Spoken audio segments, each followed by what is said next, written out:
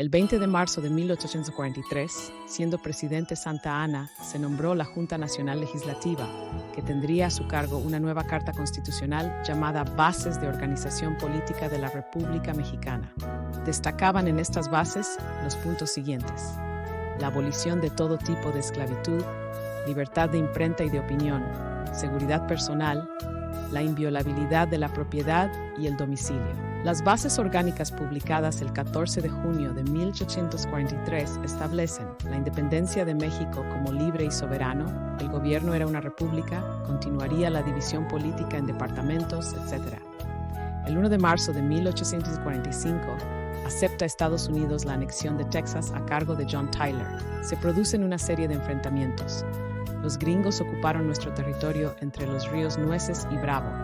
Por las tropas mexicanas estaba Mariano Arista y por los gringos Zachary Taylor. El 13 de mayo de 1846, el presidente James Polk le declara la guerra a México. El presidente interino de México, Mariano Paredes y Arrillaga, le declara la guerra a EU hasta el 7 de julio de 1846. Las tropas mexicanas estaban a cargo de Juan Morales y por los gringos Winfield Scott, perdiendo los mexicanos, primero en Veracruz, luego en Cerro Gordo, en Churubusco, en el Molino del Rey y en Chapultepec, hasta que el 14 de septiembre de 1847 entran a la Ciudad de México y toman el Palacio Nacional hasta principios de 1848. En febrero de 1848, el Congreso se encontraba en Querétaro porque se aprobó y firmó el Tratado de Guadalupe Hidalgo, en donde se perdía definitivamente California, Nuevo México y Texas. Los gringos se comprometieron a pagar a México 15 millones de pesos, de los cuales solo pagaron la mitad. En julio de 1847 se produce en Yucatán un levantamiento armado por la inconformidad de los mestizos y criollos. Se le llamó Guerra de Castas. Se prolongó hasta 1901, cuando el Ejército Federal ocupó la capital maya de Chan Santa Cruz, hoy Felipe Carrillo Puerto en Quintana Roo. Ya se tenían antecedentes, ya que en 1761 Jacinto Canec se levantó en armas y se volvió a dar en 1847, ya que los indígenas vivían en condiciones precarias y los criollos y mestizos gozaban de todos sus derechos. Siendo gobernador de Yucatán, Santiago Méndez, en julio de 1847, en la hacienda de Culumpich, Valladolid, se produce una concentración de indígenas armados bajo las órdenes de Jacinto Pat. Manuel Ay es apresado en Chichimila con el pretexto de que tenía una carta donde hablaba de la rebelión. Es condenado a morir ahorcado en la plaza de Santa Ana en Valladolid. Cecilio Chi atacó Tepich y ordenó la muerte de todos los criollos y mestizos en el sur. Jacinto Pat se une a los rebeldes. El gobierno mandó apresar y matar a los caciques de Nolo, Motul, Yaxcucul, Chicxulub, Ewen, Acancé, entre otros. Los rebeldes habían tomado Peto, Izamal y cerca de 200 pueblos más, comandados por Venancio Peck. El gobernador Santiago Méndez nombró a Justo Sierra O'Reilly para negociar la paz. Justo Sierra pidió apoyo militar a Cuba, Estados Unidos, Jamaica, España e Inglaterra, pero ninguno lo ayudó. Esto hizo que el gobernador renunciara y dejara el cargo a Miguel Barbachano y Terrazo. Cuando los rebeldes, que eran dueños de una gran parte del territorio de la península, regresaron a sembrar sus milpas, esto lo aprovechó el gobernador Miguel Barbachano para pedir apoyo al gobierno federal, a pesar de que Yucatán estaba separado de la República. El presidente le dijo que sí, siempre y cuando se volviera a anexar a la República otra vez. El gobierno yucateco recuperó las poblaciones de Cantamayec, Calotmul, Izamal, Tecax, Ticul, Tuncas, Valladolid y Yaxcaba. La muerte del hijo de Jacinto Pat fue un factor que influyó para perder la guerra. Entre los grupos indígenas había divisionismo.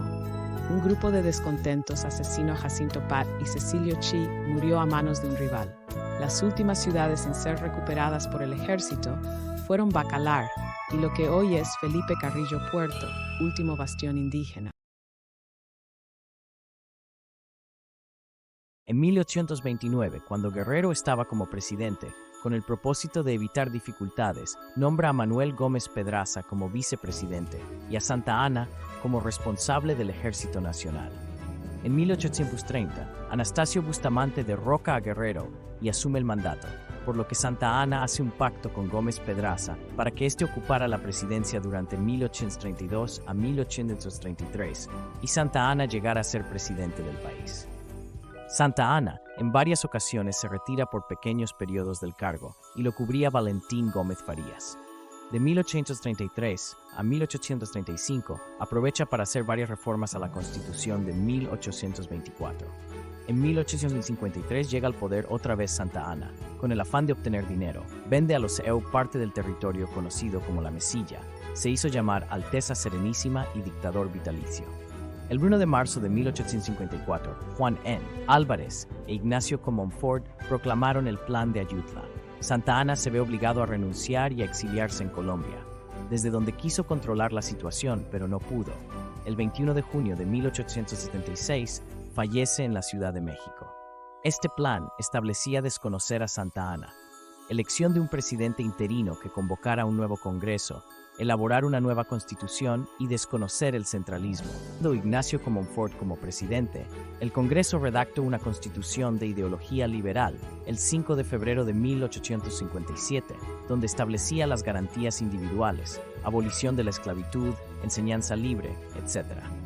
Todo inicia con el Plan de Tacubaya, en el cual se pedía la derogación de la Constitución de 1857. Benito Juárez, el presidente del Congreso y otros diputados terminaron en prisión por no apoyar este plan. No se pudo llegar a un acuerdo entre liberales y conservadores. Esto hizo que fracasara el gobierno de Comonfort, quien decide abandonar el país y la existencia de dos gobiernos: los conservadores encabezados por Félix Zuloaga, en México, y los liberales encabezados por Benito Juárez, en Guanajuato.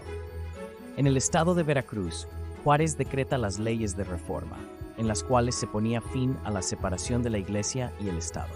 El 12 de julio de 1859 se promulga la Ley de Nacionalización de los Bienes Eclesiásticos. El 23 de julio se establece la ley que rige a los matrimonios civiles. El 28 de julio se decretó la Ley del Registro Civil. El 31 de julio se crea la Ley de los Cementerios. El 11 de agosto se promulgó la Ley de los Días Festivos. El 4 de diciembre de 1860 se establece la Ley sobre la Libertad de Cultos. Todos estos reglamentos se conocen como las leyes de reforma. En 1859, el gobierno de James Buchanan reconoce al gobierno de Juárez y le otorga los recursos necesarios para derrocar al gobierno conservador. El 22 de diciembre de 1860, en la batalla de Calpulalpan, el ejército conservador encabezado por Miramón es derrotado, y el 1 de enero de 1861, el presidente Juárez entra triunfante a la capital del país. Mediante el decreto del 17 de julio de 1861, se suspendieron los pagos de las deudas contraídas con países extranjeros durante 2 años, lo que inconformó a estos países, Inglaterra, Francia y España, lo que derivó en la Segunda Intervención Francesa. En Londres, Inglaterra se firma el convenio entre los 3 países afectados, mediante el cual exigían el pago de sus deudas. En diciembre de 1861, desembarcaron en Veracruz las tropas españolas y en enero de 1862 arribaron los ingleses y los franceses. A finales de febrero de 1862, Inglaterra y España aceptan retirarse a cambio de que México siguiera pagando su deuda y firman los convenios de la Soledad en el estado de Veracruz. Francia no acepta y decide atacar a México el 9 de abril de 1862.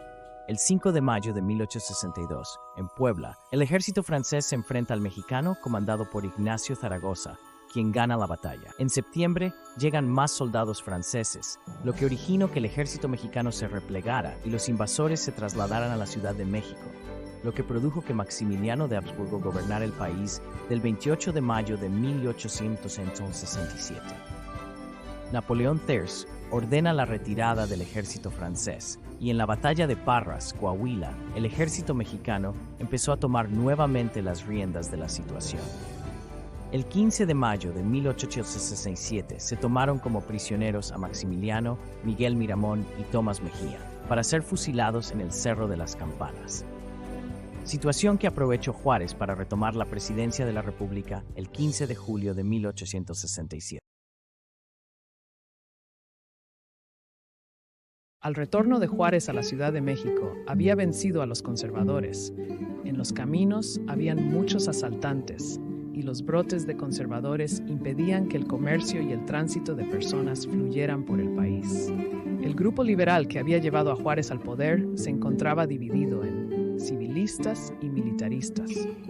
La situación financiera seguía impidiendo el desarrollo de la nación. Juárez redujo el ejército en 20,000 soldados a fin de obtener un poco más de solvencia económica para la nación. Durante su mandato, Juárez ordenó a los gobernadores de los estados separarse de sus cargos de comandantes militares, con la finalidad de que estos cargos fueran ocupados por militares fieles a él.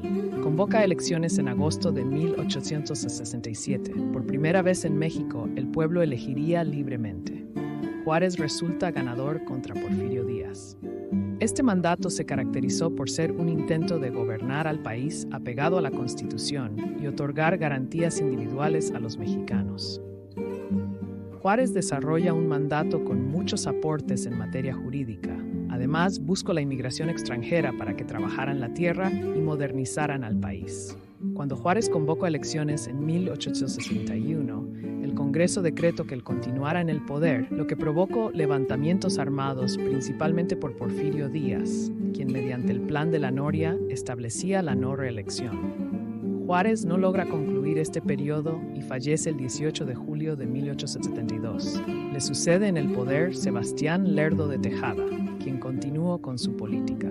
Lerdo de Tejada asume el poder de modo interino y convoca elecciones para la presidencia de la República. Se presentan como candidatos Porfirio Díaz y Sebastián Lerdo de Tejada, quien resulta ganador en las elecciones. Durante su mandato, obtiene grandes avances en la pacificación del país y en septiembre de 1873 logra elevar a Constitución las leyes de reforma. En 1876, intenta preparar el terreno para su reelección. Apoyado por el Poder Legislativo, le otorgan nuevamente la presidencia, pero el Poder Judicial se inconforma y declara nula las elecciones por fraude. Esta situación es aprovechada por Porfirio Díaz y mediante el Plan de Tuxtepec se levanta en armas. Dicho plan se establecía la frase, sufragio efectivo, no reelección. En la batalla de Tecuac, el ejército de Díaz vence al del presidente Lerdo de Tejada, razón por la cual tiene que abandonar el país en enero de 1877.